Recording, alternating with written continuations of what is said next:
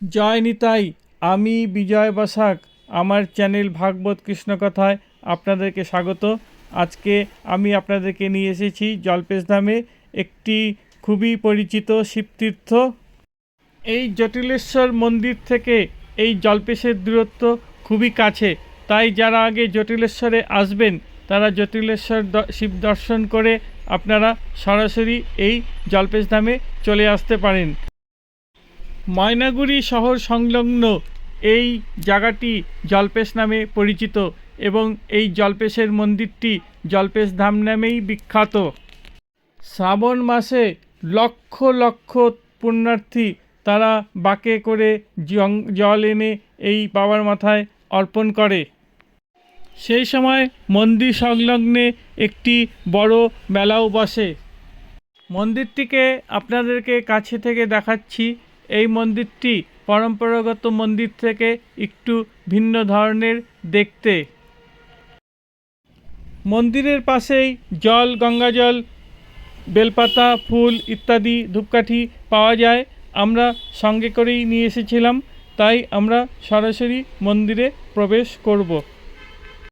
মন্দিরে প্রবেশ করতে গেলে মন্দির উন্নয়ন প্রকল্পের জন্য কিছু ডোনেশন অর্থাৎ টিকিট কাটতে হয়, তাই আমরা টিকিট কেটে এখন মন্দিরে প্রবেশ করছি।